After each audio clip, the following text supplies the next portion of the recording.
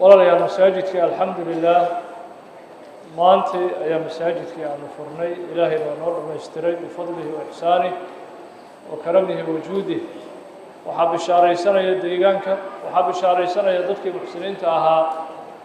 iyo gabdhihii muxsinaadka ahaa oo dalka gudihiisa iyo dibaddiisa masaajidka ka soo taakuleeyey ilaahay sadaqaadkooda iyagana allah u aqbalo miisaanka xasanaadkana allah u saaro kelimada aan rabo inaan muxsiniinta iyo muxsinaadka dalka gudihiisa iyo dibaddiisaba naga daawanaya naga dhegaysanaya aan ku baraarujiye waxaa weeye masaajidka baahidiisii wax yar ayaa ka dhima walaalayaal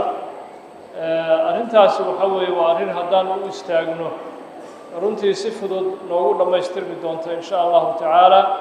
masaajidka waxaa baahi deg dega uu qabaa laba boos labadaa boos waa madraso masaajidka hadduusan helinin madraso litaxfiid alqur'aani alkariim oo xaafadda iyo deegaanka jiilka soo baxaya oo diinkii dhaxli lahaa meel lagu tarbiyeeyo oo qur-aanka lagu xifdisiiyo ayuu baahi weyn uu u qabaa taasoo xaafadda dhan iyo deegaanka dhanna anfacaysa madrasadaas wuxuu kaloo masaajidku baahi weyn uu qabaa boos masaajidka laga taakuleeyo korontadiisa biyihiisa nadaafaddiisa si masaajidku uu uga madax bannaanaado gacan hoorsi dambe iyo war hebelow korontada naga bixi hebelow biyihiiyaa nagu taagane biyaha nagu bixi arrimahaas baahidaasi uu masaajidku uu uga kaaftoomo oo keligii uu istaago masaajidku marka sheekhu wuxuu inoo sheegay deegaankan boosaska in ay joogaan taqriiban ilaa 40,000 ilaa 50,000 halkii boos marka labadaa boos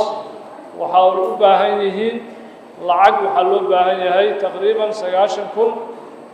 ilaa 100,000 oo dollar ah waa lacag yar markii la fiiriyo lacagaha maalin walba intaas ka badan ayaa waxaa lagu bixiyaa meelo aan gaaraynin khadamaadka iyo adeegga masaajidka aan gaaraynin ayaa maalin walba lacagaha lagu bixiyaa walaalayaal faa'iidada ugu weyn aanu ka helayno waa maxabbatullah masaajidka haddaanu taakulayno labadaa boos oo baahi weyn masjidku u qabo aan u iibinno ilaahay ayaan ugu jeclaanaya jalla sha'nuh wa axsinuu ina allaha yuxibu almuxsiniin ilaahay subxaanahu watacaala wuxuu leeyahay ixsaan sameeya ilaahay wuu jecel yahay dadka muxsiniinta ah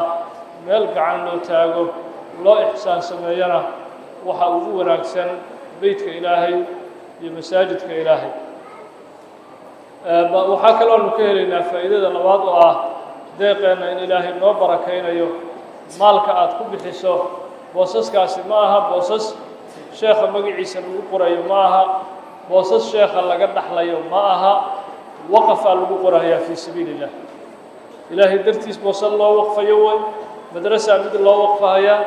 midna waxaa loo waqfahayaa masaajidka khadamaadkiisa iyo adeeggiisa in lagu dhammaystiro marka faa'iidada kalood ka helayno waxaa weeye in deeqeenna maalkeenna iyo xoolaheenna ilaahay uu noogu barakaynayo sida ilaahay u yihi subxaanahu watacaala wamaa anfaqtum min shayin fahuwa yukhlifuh wa huwa khayru raasiqiin waxaad bixisaan beddelkiisa ilaahaas idin siinaya subxaanahu watacaala marka $1 ama $100 ama $1,000 oo masaajidka masjidul huda aad ku saacido waxaad heli doontaa sida ilaahayba looga bartay intaad bixisay wax ka khayr badana akoonkaaga iyo jeebkaaga ilaahay uu ku soo celin doonaa marka waxaan rajaynaynaa in sha allahu tacaala muxsiniinta inay labadaas boos ay iibiyaan waana rajaynaynaa inay dalabkaa ka soo jawaabaan haadaa wabillahi towfiiq asalaamu calaykum waraxmat ullahi wabarakaatu